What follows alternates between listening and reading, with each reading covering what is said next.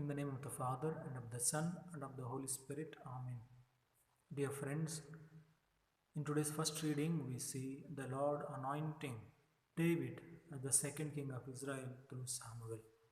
Samuel thought that the first son of Jesse, because he was very good to look at, he thought, like Saul, the Lord must have chosen him, and he was ready to anoint him. But then the Lord says, do not look as the mortals look. The mortals look at the external appearances, but the Lord looks at the heart. David is described in today's first reading as the handsome man with beautiful eyes.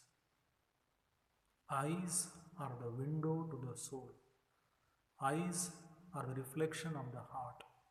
Even today, when we go to meet the doctor can measure the health, the soundness of the body by looking into our eyes and on the tongue. Therefore, eyes are the reflection of the conscience of the person. The internal being of the man can be examined through the appearance of the eyes, because eyes never lie. When we are afraid, when we speak the truth, the measure of the integrity of the person can be recognized by looking into his eyes. Therefore, David had beautiful eyes means he had a very beautiful conscience.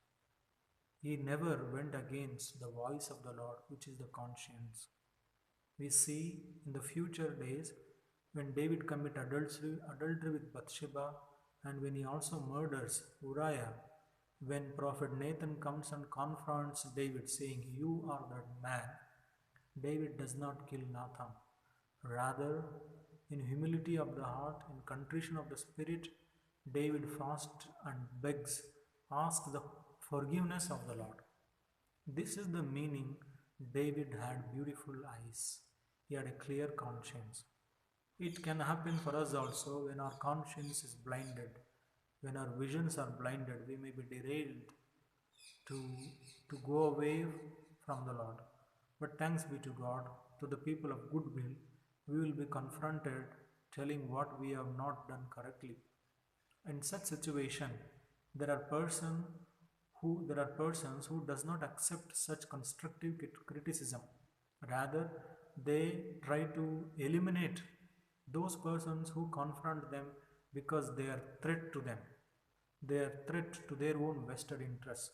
Such incidents even today we witness in our society. But David was not like that. David had a clear conscience. He had a God-fearing mind and heart. Therefore, David obeyed the Lord, even though in his human weakness David committed sin, but rather he merited the forgiveness of the Lord because he humbled himself. He set an example for the people that even though when we go away from the Lord, it is possible to return to him, because the Lord is gracious, merciful, slow to anger, abounding in steadfast love. That was the experience of King David.